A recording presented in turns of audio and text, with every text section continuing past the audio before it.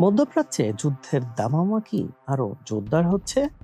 যুক্তরাষ্ট্রের president Donald ট্রাম্পের সাম্প্রতিক হুঁশিয়ারি এবং তেহরানের আকাশে রহস্যময় বিস্ফোরণ সব মিলিয়ে পরিস্থিতি এখন অগ্নিগর্ভ।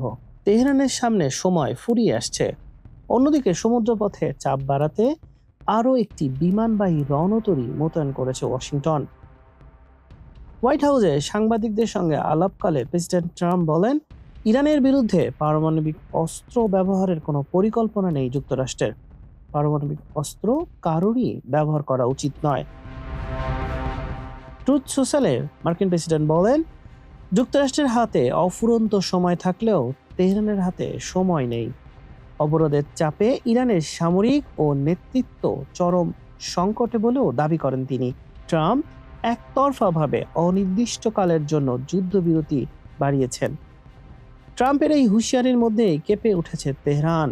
ইরানি গণমাধ্যম জানিয়েছে, বৃহস্পতিবার রাতে রাজধানী তেহরানের আকাশে বিকট বিস্ফোরণের শব্দ শোনা যায়। 2 সপ্তাহ আগে কার্যকর হওয়া নাজুক যুদ্ধবিরতির পর এটিই প্রথম বড় কোনো বিস্ফোরণের ঘটনা।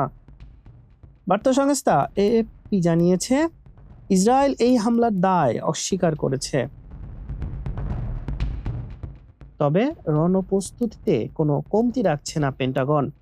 মার্কিন সামরিক বাহিনীর সেন্ট্রাল কমান্ড জানিয়েছে, হরমুজ প্রণালী নিয়ন্ত্রণ এবং নৌ অবরোধ জোরদারে মধ্যপ্রাচ্যে মোতায়েন করা হয়েছে যুক্তরাষ্ট্রের 3য় বিমানবাহী রণতরী ইউএসএস জর্জ এইচ.ডব্লিউ. বুশ। লোহিত সাগর ও সংলগ্ন অঞ্চলে 3টি শক্তিশালী মার্কিন বিমানবাহী রণতরী অবস্থান করছে।